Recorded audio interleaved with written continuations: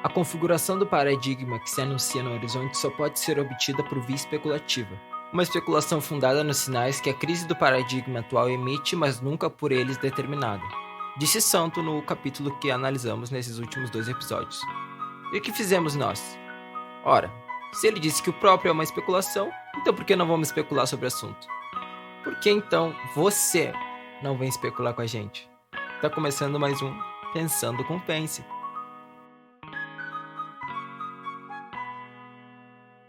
Então vamos lá.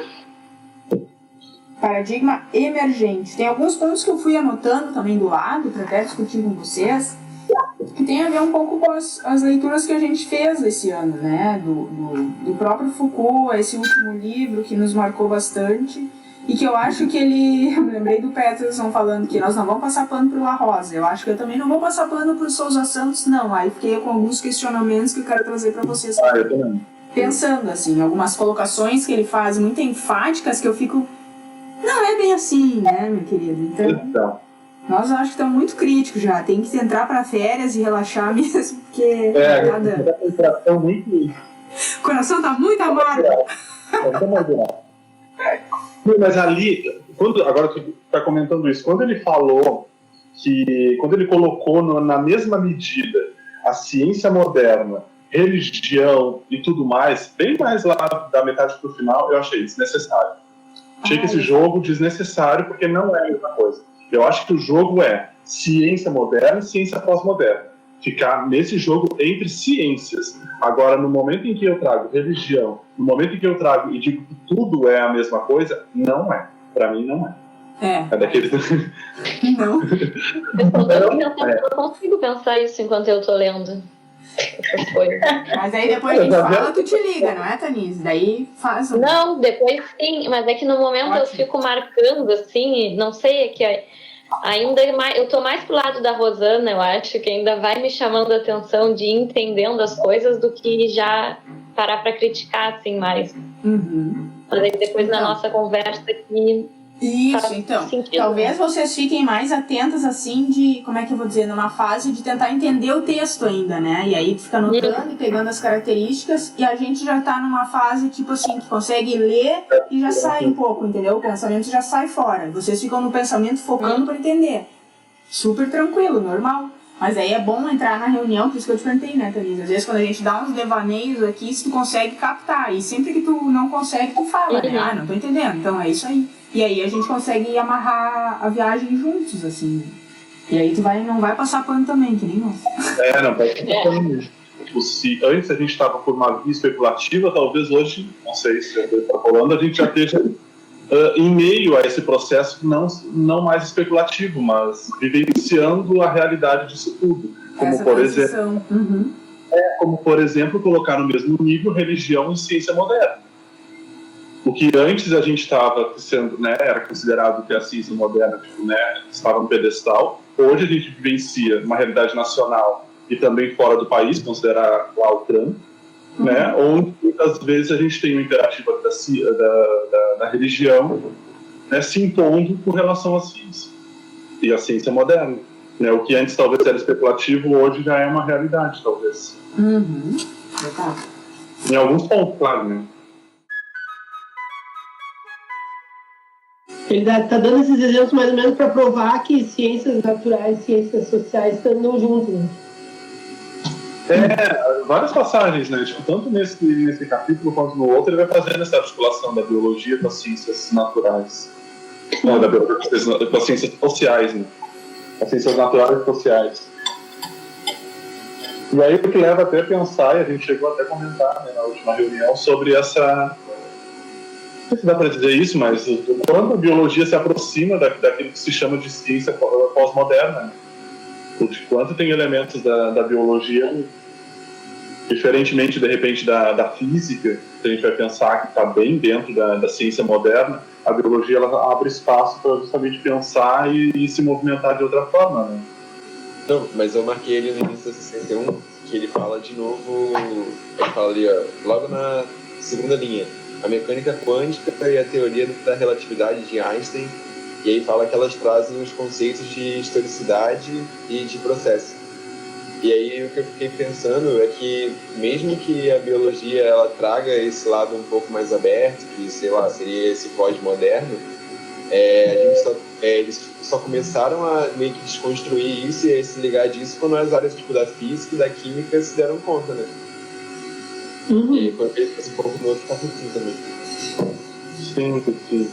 Tá, e é pensar também que, na verdade, todas essas áreas, isso ele vai colocar de um outro modo lá para frente no texto, mas que todas essas áreas, elas foram construídas, né, sob o solo da ciência moderna. Então não dá para dizer que ela é 100% pós-moderna, tipo, a biologia é pós-moderna, porque a ciência que a gente entende hoje, ela foi, a sua base a partir da ciência moderna. Né? Mas é justamente pensar nessa possível abertura, né, desse vínculo mais fácil, né, com a pós-modernidade, entre biologia e pós-modernidade.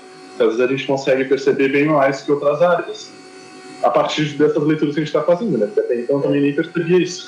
Eu depois, pessoal, vou marcar só a CPV4.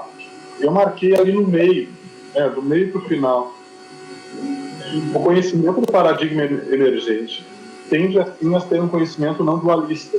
Então, aqui nesse trecho é legal também para a gente pegar não só os conceitos e entender o que seria paradigma emergente, então nessa parte conceitual é importante marcar isso aqui, e também para fazer esse jogo. Acho que o conhecimento do paradigma emergente tende assim a ter um conhecimento não dualista, porque se a gente pensar em modernidade, em ciência moderna, é sempre naquele jogo de certo e errado, de palavras, né? Acho que a gente, pelo menos no grupo, já chegou a discutir isso.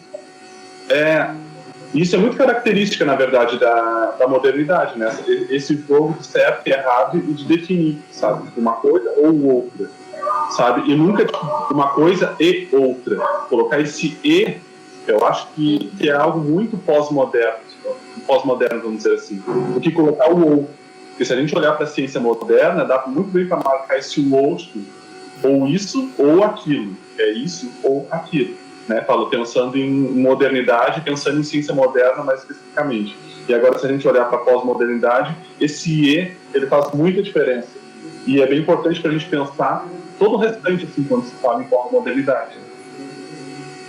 Que é justamente esse jogo, e aí trazendo, né, aqui no texto, é justamente esse jogo e esse conhecimento não dualista, de uma coisa ou outra. Né? Um conhecimento que se funda na superação das distinções tão familiares e óbvias que até há pouco considerávamos insubstituíveis. Por quê? Porque até há pouco considerávamos insubstituíveis. Porque justamente que a ciência moderna ela tem bases bem fincadas. É isso. Nós chegamos a isso. E o que restringe, né? O que limita, e é algo que a pós-modernidade, a ciência pós-moderna, pensa e se coloca de forma contrária. Né? Não sei se fez sentido, se eu falei demais para vocês. Poderia se pensar que hoje tem mais caminhos para tu chegar a alguma coisa, mais formas, e é isso? Olha, a partir de tudo isso que eu venho lendo e que a gente discutindo assim, eu considero que sim.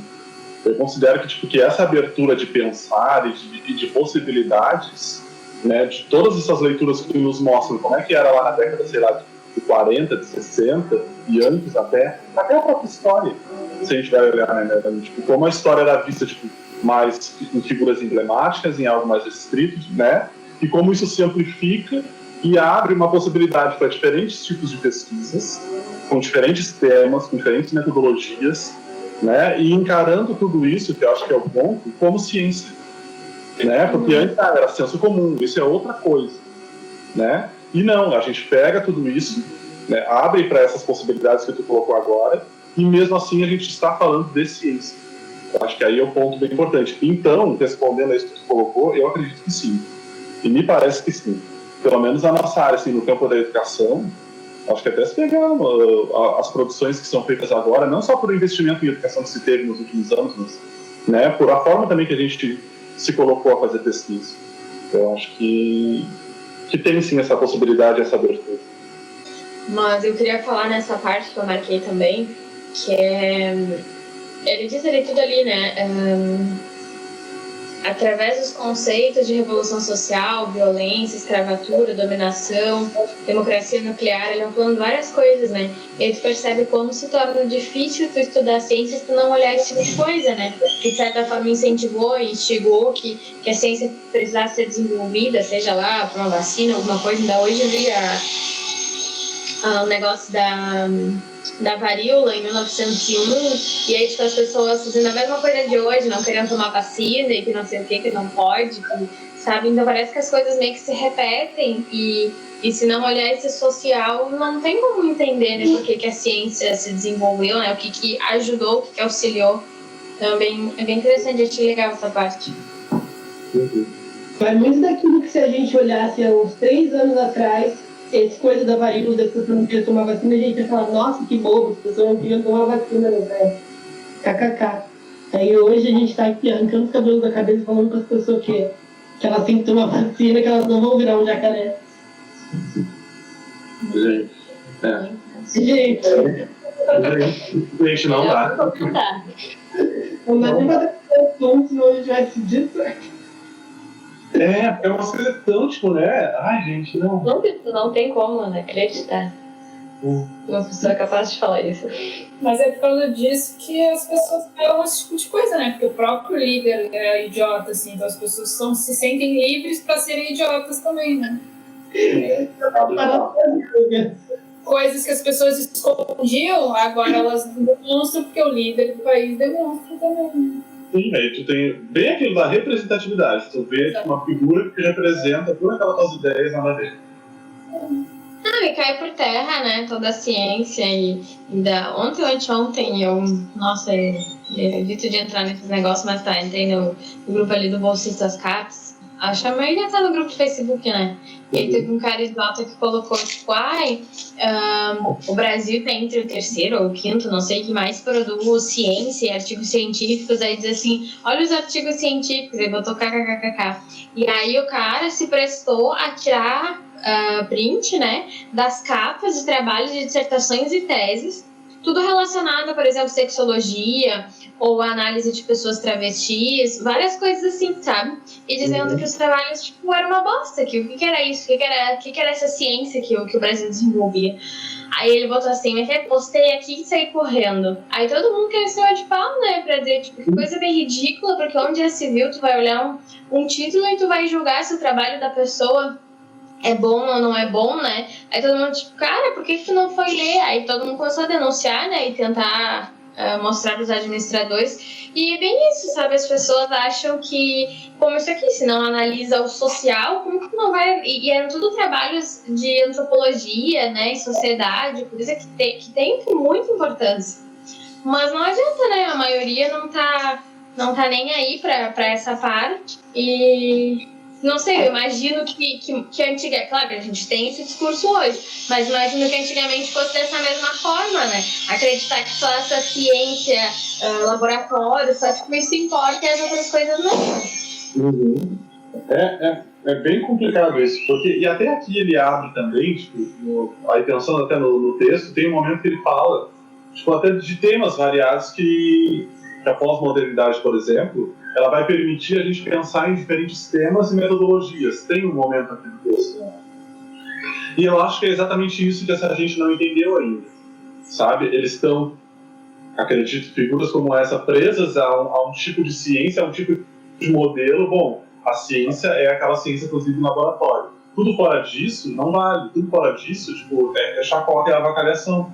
E não entendem um trabalho, por exemplo, que vai falar lá das travestis, das transexuais e tudo mais. Né? Então, falta, de novo, conhecimento dessas pessoas. Né? Por não entender que ciência não é só aquela, que é uma coisa que a gente já fala há tempos. Né? Tipo, ciência não é só aquela de laboratório, o que para nós é discurso tipo, vencido, e página superada, seguimos. Para eles não. Né? Eles ainda estão nessa coisa e não entenderam esse tipo de produção, esse tipo de ciência. E para muitos mesmo essa aí do laboratório também não vale muito, né? Eu abri o áudio para falar isso. Eu já ia falar, tá aí, os caras que não acreditam nem na vacina que é feita no laboratório, tu faz o que é. Mas aí a gente entra no próprio que o Boaventura colocou, né? Tipo, ele vai considerar todos esses outros conhecimentos como a mesma coisa da ciência moderna, que ela não seria melhor que a religião que esses outros conhecimentos. Então, o quanto, às vezes, escritas como essa não colaboram para a gente, de novo, aquilo que eu já larguei uma indignação numa reunião passada, não colaboram justamente para a gente abrir margem para esse tipo de coisa no momento que a gente não esclarece, né? O que eu fiquei pensando, mas eu acho que isso também está lá para frente, é dessa coisa da disciplina, né? E que a gente também já discutiu. Eu acho que também dá para pensar nessa ideia da dualidade, eu acho que se junta um pouco com a ideia de disciplina. Mas o quão difícil é cada vez mais, porque se a gente está produzindo essa quantidade de conhecimento, que a gente também já discutiu aqui, né, assim, tipo, né, de forma muito avolumada, o que acontece? Como é que a gente vai conseguir, tipo, saber de tudo? Não vai conseguir saber de tudo, senão a gente vai ser superficial demais em qualquer coisa, e tu nunca vai adentrar em nada. Então eu acho, sinceramente, a forma como a gente tem produzido conhecimento à humanidade, a gente não vai dar conta de ser, por exemplo, que nem um interdisciplinar. Para mim, alguns pequenos movimentos que a gente vai conseguir fazer de interdisciplinar, seja dentro do campo da educação ou fora, né, pensando nas pesquisas. Eu acho que são pequenas articulações, ou, né, médias articulações, mas ser exatamente, né, interdisciplinar em todos os campos, em todas as áreas. Claro, é uma visão que eu estou tendo agora a partir dessas leituras. Talvez eu mude amanhã ou semana que vem, né? Eu acho que é complicado, tem muito conhecimento e a gente, obrigatoriamente, a gente se especifica naquilo, né? Eu acho que... É muita coisa, tu tem que escolher, né? Uma coisa assim pra tu te Eu acho que a grande coisa é as situações que a gente consegue, ou que a gente deveria conseguir fazer depois. Por exemplo, eu super me especializo lá na radiação do não sei o quê. Aí, né, te juntar com a outra pessoa que também trabalha com isso, com aquilo. Então, é esse depois, sabe? Mas essa especialização, esse específico aí, eu acho que a gente não vai conseguir abandonar. Pela quantidade de coisas, de conhecimento e de informação que se tem. Acho, pra mim, muito difícil. Seria quase utópico, na realidade de agora. Achei legal o exemplo do médico clínico geral que ele trouxe, né? Porque ele falou das especializações ali e aí se criou o clínico geral para abranger tudo, digamos assim, só que acabou se especializando também só nisso, né? Esse clínico geral já não tá geral, já tá específico nisso. Algo assim. Específico no geral, né? No geral, mas é muito difícil, eu acho que acaba sendo quase uma utopia, assim. Da onde que a gente vai dar conta? Tipo, né, pensando na vida, no tempo da vida humana e na quantidade de conhecimentos e áreas que se tem hoje. Quem vai dar conta disso? Não tem como. E aí cada vez mais é bem esse exercício mais coletivo mesmo, né? De trocar ideia com outro cara do outro saber, que nem tu falou, daí tentar articular os estudos todos, né? Porque, na verdade, vou lá para estudar. Tipo, eu vou estudar química, física, biologia, mais não sei o que, tudo junto. O que eu vou conseguir aprender de fato da biologia, da química, da física? Claro que a gente tem conhecimentos ali que se cruzam, né? Mas acredito que, né, precisa se aprofundar numa área e depois, lá para frente, ver o que é que consegue, né, fazer essas conexões. Mas não sei também se estou sendo muito... Assim, bem moderno que está sendo. Fazer o ensino médio. Mas é pensar na viabilidade das coisas. Não, acho que eu entendo o que tu quer dizer, concordo e tal, mas daí que eu vejo como a gente está agarrado ainda nessa episteme, né? Foi o Pedro que comentou isso num outro áudio lá do capítulo 7 que a gente está fazendo. E que a discussão era de capitalismo e tal, e a gente ficou, mas e se não tivesse, né? Como é que ia ser? Tipo, a gente não sabe, porque a gente está tão imerso que a gente não consegue se soltar disso e pensar outra coisa. Então a gente está tão imerso nessa ideia que tu tem que saber um pouco aprofundado de biologia para conseguir ser um professor de biologia, que tu não consegue pensar, mas e se eu só soubesse superficial de tudo? Como seria? Como seria? E será que não é válido, né? Porque a gente sempre está acostumado a estar mais imerso. Então é essa viagem que eu fiquei fazendo. Eu estava pensando, de repente, se a gente pensar, sei lá, na própria ciência de laboratório, né? Tipo, tu abranger tudo ali, será que rola? Será que tem tempo? Supondo que o pessoal às vezes fica uma vida para conseguir descobrir uma coisinha lá sobre célula, uma coisinha sobre... Então, passar a vida inteira né, olhando lá o ribossomo, né, para chegar lá, depois de 40 anos de estudo, descobrir que vai ser uma perninha do ribossomo. sabe? Então tu tá ali super específica, a tua contribuição vai ser lá pra frente quando vem, então, sabe? Exige essa especificidade da coisa. Ele fala isso nas 70, que eu até anotei aqui lá do avanço do conhecimento, né? Que a gente está nesse avanço de conhecimento cada vez mais específico e aí não consegue ainda entender, sei lá, né? Essa coisa mais ampla, assim.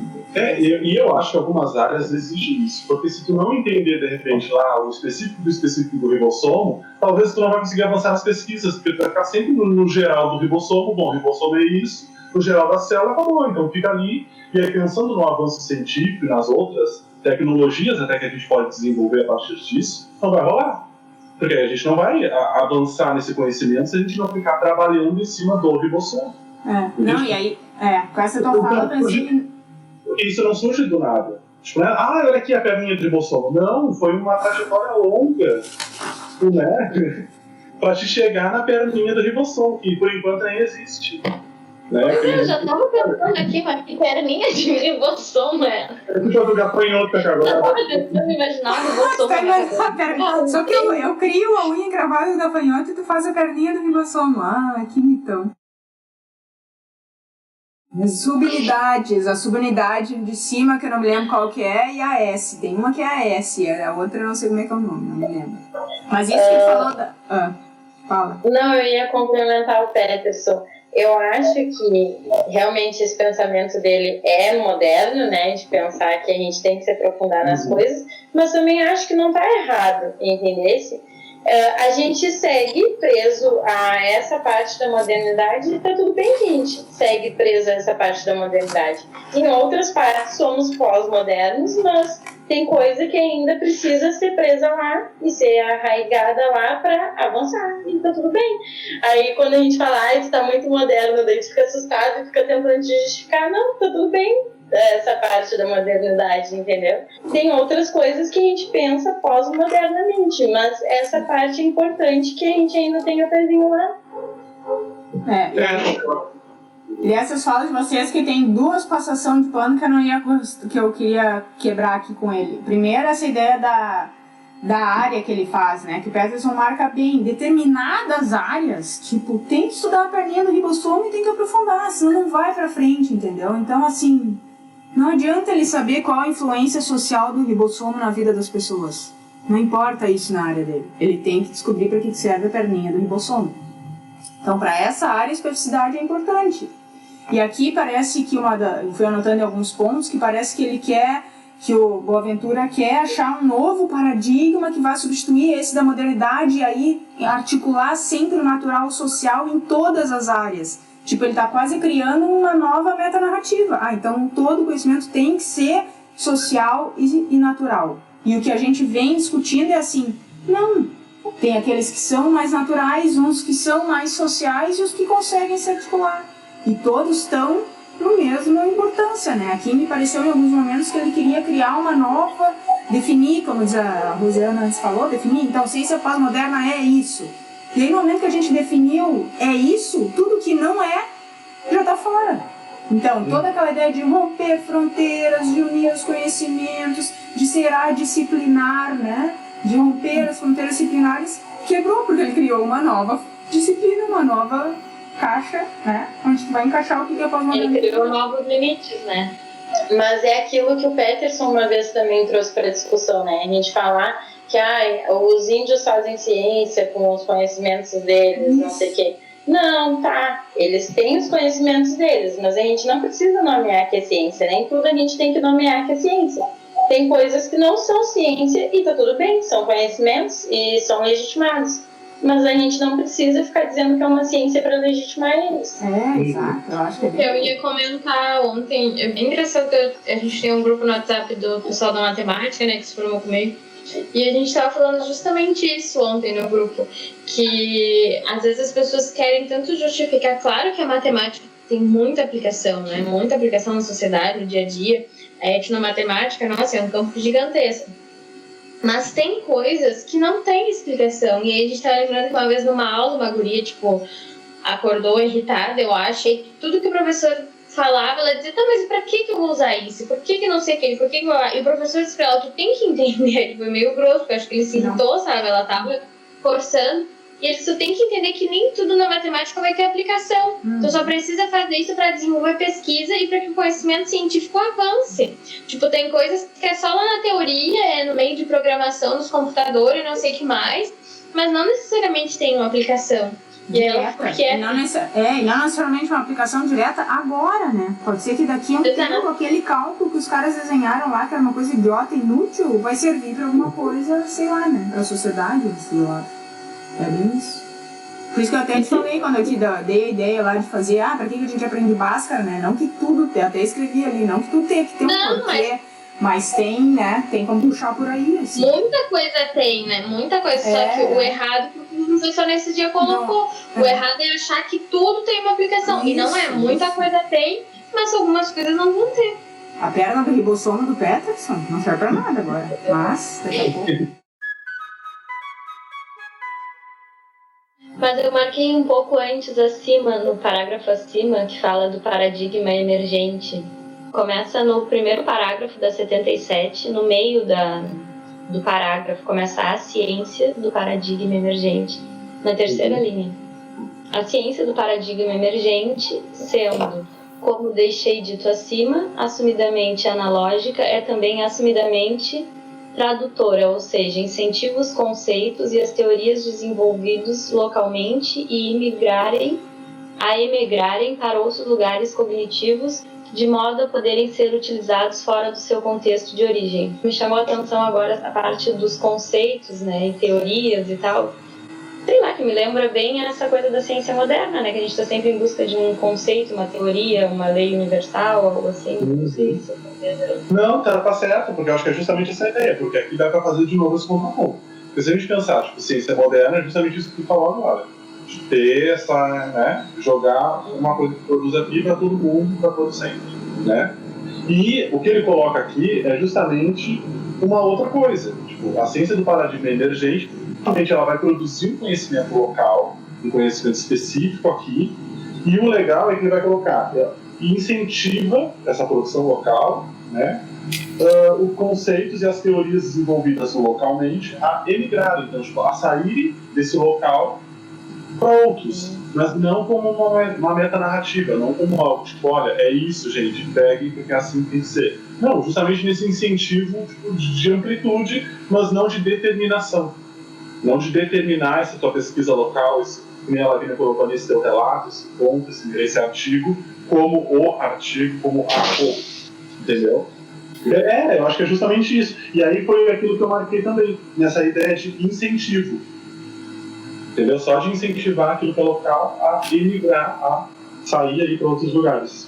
E aí que vem isso que ele está falando agora, tipo, do local para o total, mas não no caráter determinista da coisa. É bem legal. É local porque é produzida com base e foco num determinado contexto, no contexto X, por isso que é local. E é total porque pode, a ideia de poder, não necessariamente pode ou tem a possibilidade de emigrar, de sair e tomar outros rumos.